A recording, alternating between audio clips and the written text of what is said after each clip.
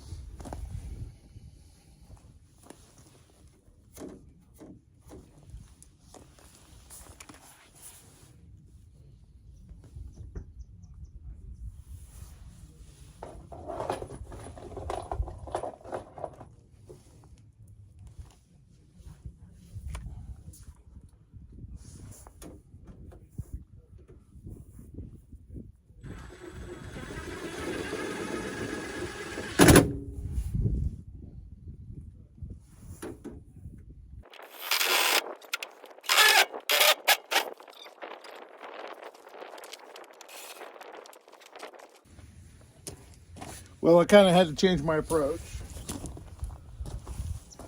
because these on the outside here are a little too close to the edge, where the brace got about that much space in between the brace and the outside. So all I'm going to do is rivet these in there. If I can find my drill. Right next to me. It's right next to me the whole time.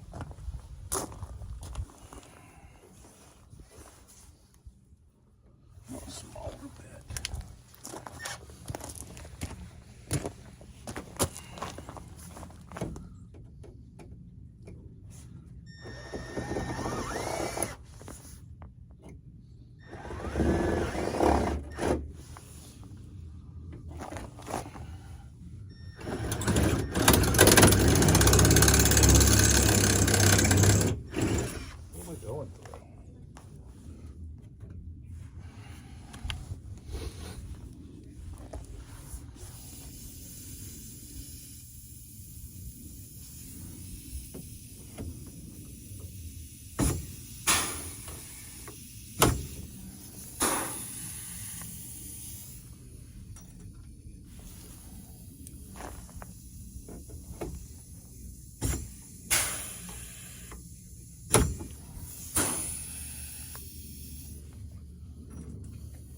Cold out here.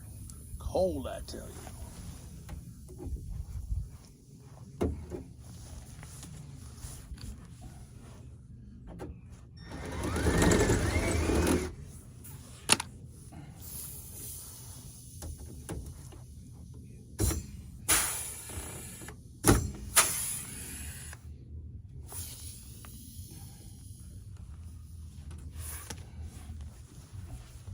So that's basically it installed.